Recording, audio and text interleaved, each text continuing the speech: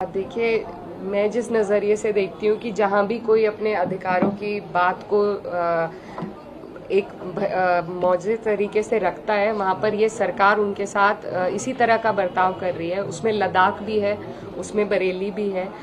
हमें जहाँ जाने से रोका जा रहा था, संभल में जो हालात बनाए वो भी वहाँ की सत्ता के दबाव में वहाँ के प्रशासन ने बनाए हैं, और यही अब एक प्रोपेगेंडा बरेली में चल रहा है। किसी भी जनप्रतिनिधि या आम नागरिक को कहीं भी जाने से रोकने का कोई कानून नहीं है, कोई अधिकार नहीं है, कोई आदेश नहीं है, फिर भी रोका जा रहा है क्योंकि सीधी सीधी तौर पर एक तानाशाही हमारे देश में चल रही है। अनडिक्लेयर्ड इमरजेंसी है, जब मन में आता है कोई फरमान जारी कर दिया जाता है। तो ये बहुत अफसोस की बात है, लेकिन हम टॉपिक को लद्दाख पे रखते हुए इस पे ज़्यादा बात करना चाहेंगे कि लद्दाखी लोगों का जो राइट टू प्रोटेस्ट है और उनकी जो डिमांड्स है, उसका जो उल्लंघन ये सरकार कर रही है वो बिल्कुल गैर संवैधानिक है और ना काबिले बर्दाश्त है। और उसी के लिए उनकी इस सरकार की आंखें खोलने के लिए हम लोग सब और सरकार को आईना दिखाने के लिए यहाँ पर मौजूद है।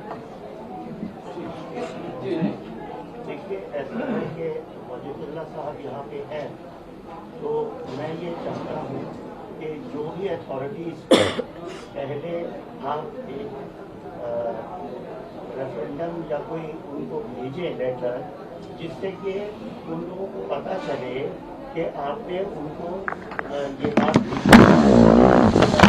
जाएंगे तो वो आपसे यही पूछेंगे कि आपने होम मिनिस्टर को लिखा, क्या आपने प्राइम मिनिस्टर को लिखा, या जो भी अथॉरिटीज़ हैं, जो गवर्नर है, उनको लिखा कि नहीं लिखा। तो ये बहुत ज़रूरी है। तो उसके बारे में कुछ आप अगर कहना चाहें तो इकरा मैडम अगर कुछ कहना चाहें, और वजीदुल्लाह साहब तो ये बताएं कि इस पर बिना लिखे तो कुछ नहीं।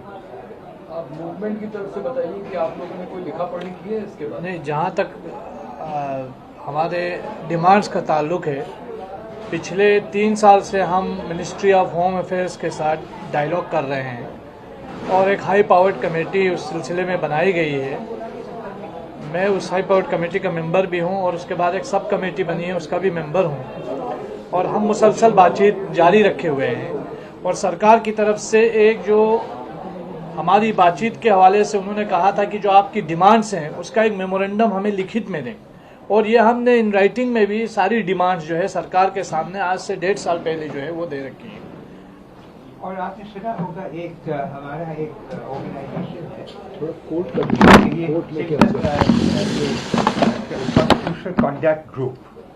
Constitutional conduct group retired civil servants का है, और राष्ट्र भर के सिविल सर्वेंट्स उसके मेंबर हैं।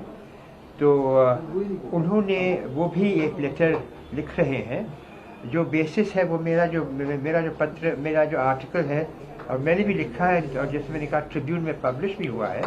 तो उसके बेसिस पे एक पत्र जा रहा है गृह मंत्रालय को, ओपन लेटर, तो वो भी आपकी नज़र में आएगा। तो कोर्ट में क्या हो रहा है ये थोड़ा बताइए।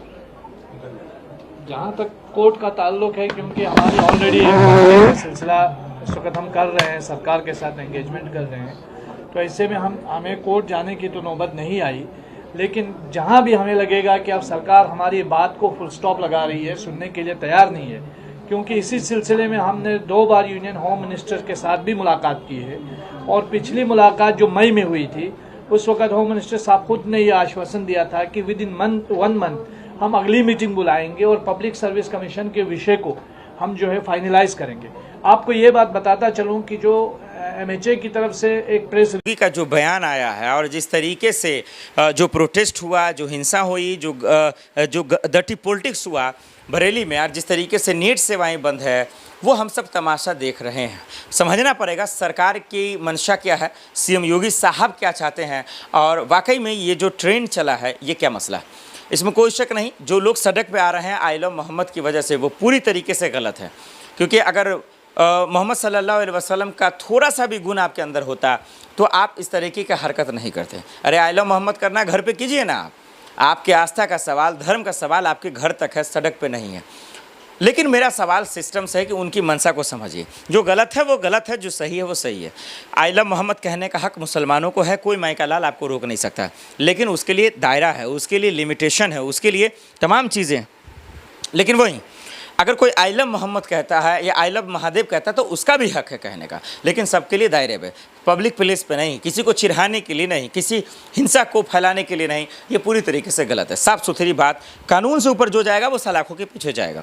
तो मौलाना तौकीर राजा अभी जेल में है, हमारा आप जानते हैं, लेकिन उसको लेकर जो राजनीति हो रही है यार, जो बोल सूबे के मुख्यमंत्री का रहा है वो कितना घिनौना है, वो कितना घटिया है, आप इससे अंदाज़ा लगाइए।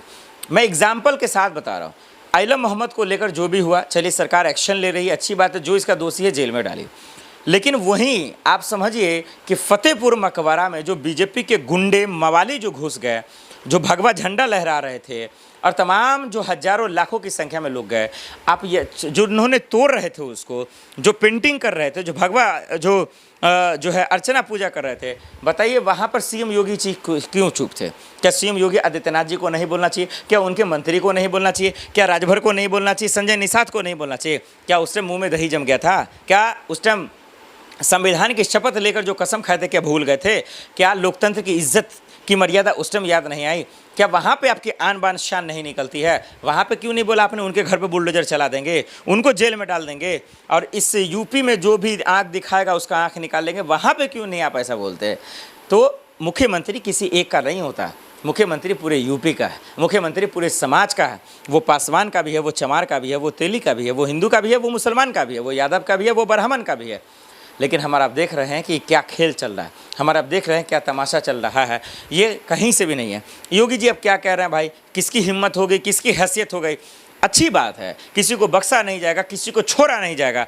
आपने क्या उखड़ लिया वहाँ पर भाई? क्या कर लिया आपकी सरकार, क्या कर लिया आपकी पुलिस? फतेहपुर मकबरा में किसको जेल में डाल दिया आपने? बीजेपी के गुंडे ही तो थे, समाजवादी पार्टी का भी गुंडा था, उनको पार्टी से उन्होंने निकाल दिया।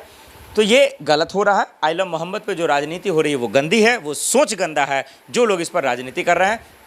मुसलमान भाइयों से, मैं युवाओं से हाथ जोड़ कर बोलना चाहता हूँ, इस तरीके की गंदी राजनीति में ना आए। आइलम मोहम्मद करना है, अल्लाहू अकबर करना है, वो आप अपने घर के अंदर करें, मस्जिदों में करें, जो आपकी पाक दहलीज है उस पर करें। ये गंदी सियासत बनी बनाई पिच पर ना करें। इस पे फील्डिंग करेंगे, इस पिच पर खेलेंगे, इस मैदान पे खेलेंगे जो सियासत ने बनाया है, तो फिर आपका जगह जेल में जाएगा, फिर आप सलाखों के पीछे जाएंगे, आपको बचाने वाला कोई नहीं आएगा।